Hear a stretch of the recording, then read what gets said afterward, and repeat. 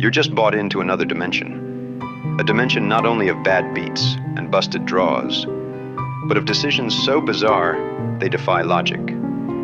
You've crossed into a land where min raises spell doom, and a four-way all-in with queen high makes perfect sense.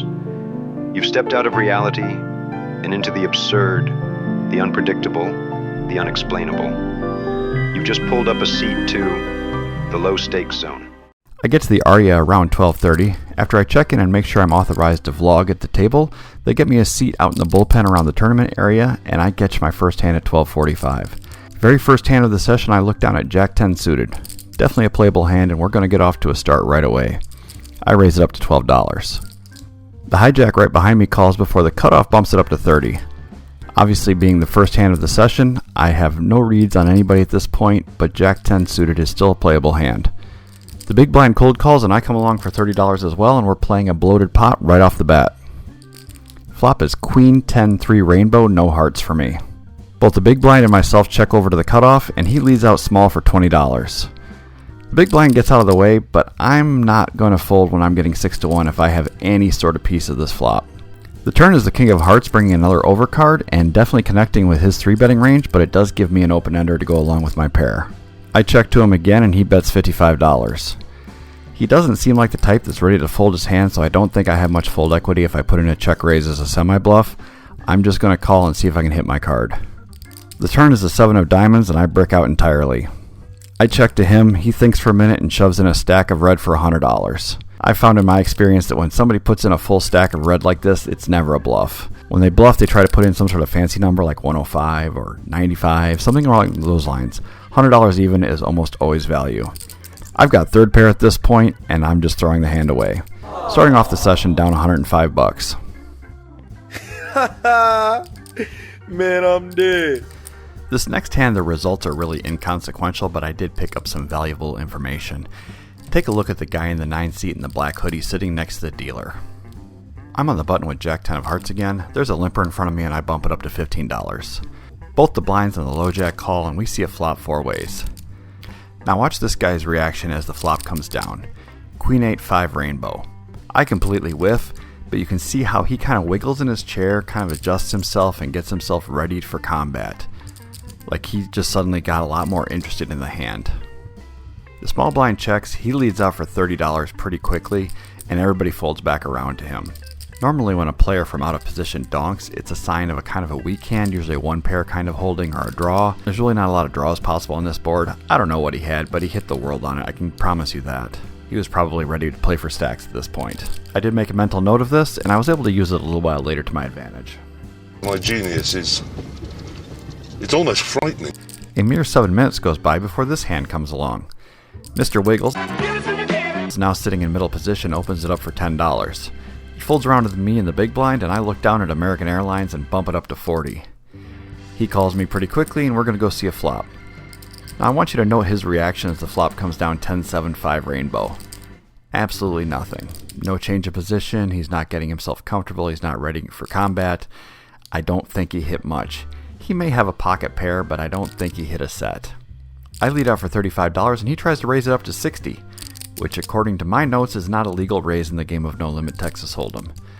The dealer informs him what's going on and forces him to put in the extra $10. This makes me think he has a hand like pocket jacks, possibly 9s, but I'm thinking jacks, maybe queens. As long as no paint hits the board, this is the green light to keep the pedal to the metal. I don't want to scare him off, so I just call his min raise and we go to a turn.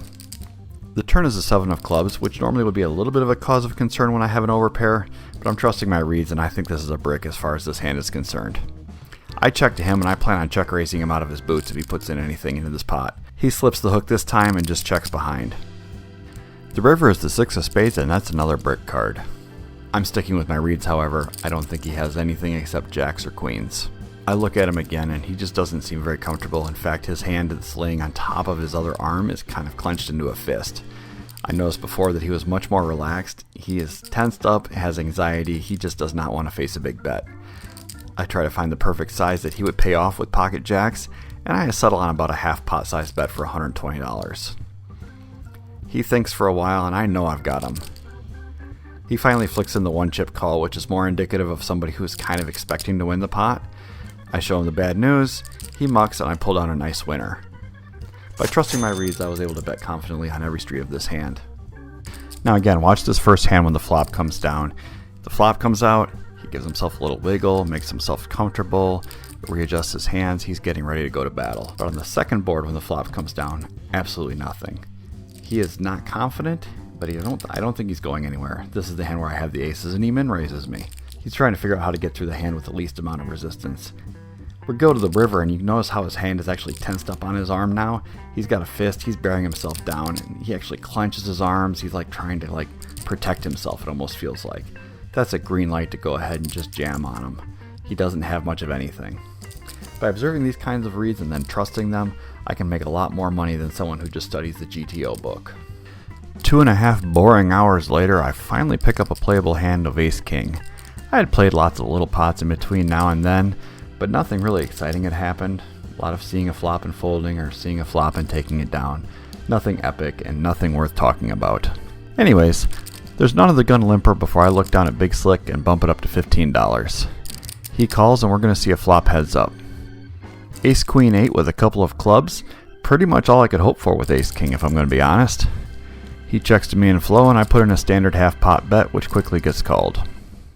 Turn is pretty much an absolute brick with the 5 of diamonds. He checks to me again and I bet $30. Again he calls me. The river is the 3 of hearts, so this is looking like a pretty clean run out for Ace King.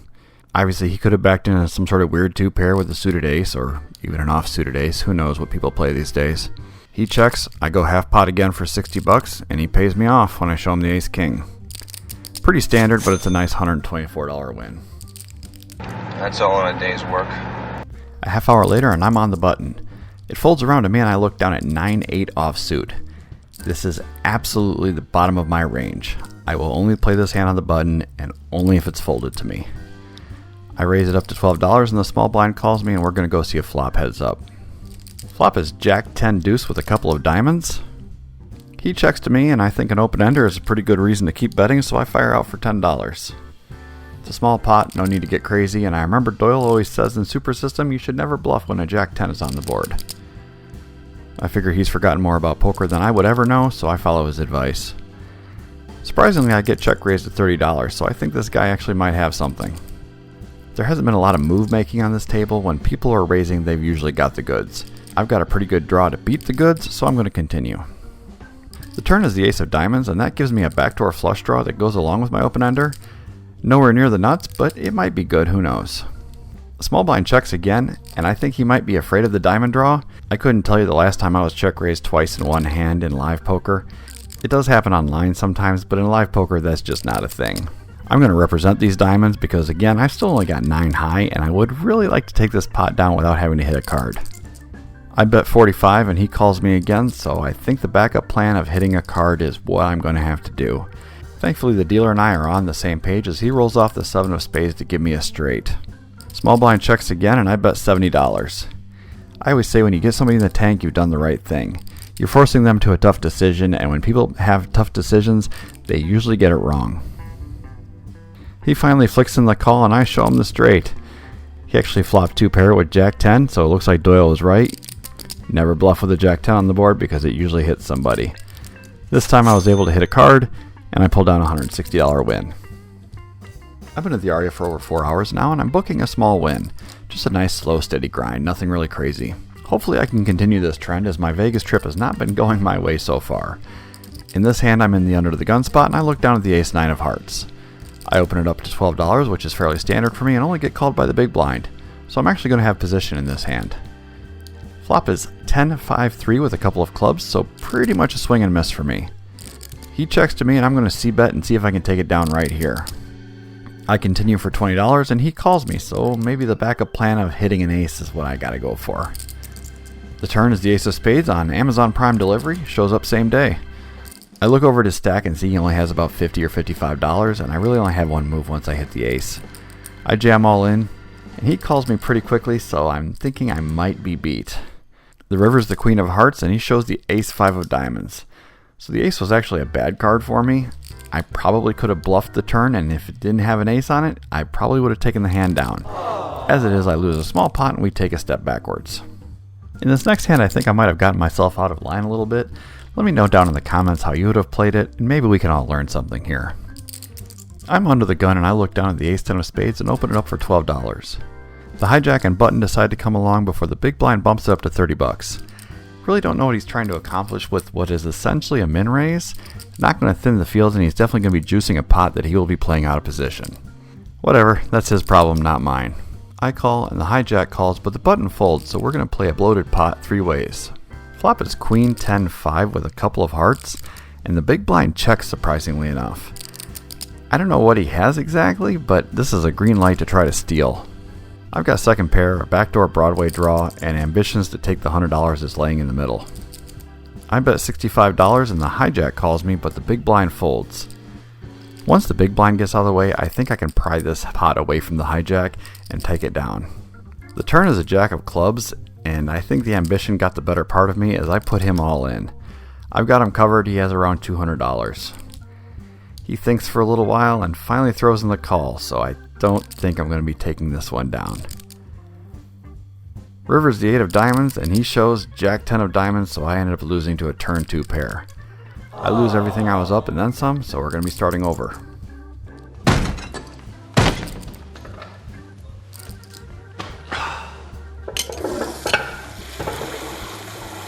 In this last hand we're going to go over this week, I'm in the cutoff and I look down at the 10-8 of hearts. Definitely a marginal hand, but I like to see flops in position, so we're going to throw in the open. It folds around to the big blind and he 3-bets to 40. I like to call with this kind of hand. It's in its own lane and has a lot of properties that can go after the big pocket pairs, which are usually the types of hands that are 3-betting, especially from the big blind. Flop is 6-5-5 rainbow. I actually ran this hand through GTO Wizard at this point. I had to make some assumptions about his range, and I had to open mine up a little bit because it says 10-8 suited is actually a fold to a 3-bet from the blinds. He has a small equity advantage against me, but it's pretty close at this point, which is surprising considering I don't have much of anything, and he's representing all the big pocket pairs. The flop checks through, and we're going to go see a turn card, which is the 10 of diamonds, giving me a pair. The solver says I definitely should put in a bet here at this point, but I check after he checks. The river's the 8 of diamonds, giving me top 2 pair. I still lose to the big over pairs, but I really don't think he's got something like that the way the hand is played out. He leads out for $30, which is kind of a smallish bet. I make a raise, which is actually GTO approved, even though it seems a little thin. He thinks for quite a while, throws in the call, I turn over my hand and I'm good, so maybe the computers do know something after all. After this hand, I'm up $15 on the session after playing for about 5 hours, so we're going to start the second half of the night pretty much where we started the first half of the night. That's it for the first half of the session this week, guys. I hope you enjoyed it. Please stay tuned for next week. I'm going to have the second half of the session. There are 2 monstrous hands that happen back to back that pretty much determine the course of the session and actually kind of set the tone for the whole trip to Vegas. Don't want to spoil anything, so you're just going to have to watch it next week. Feel free to leave any comments down below. If you have any questions for me, please like and subscribe, all that jazz, and we will see you next week. Thanks for watching.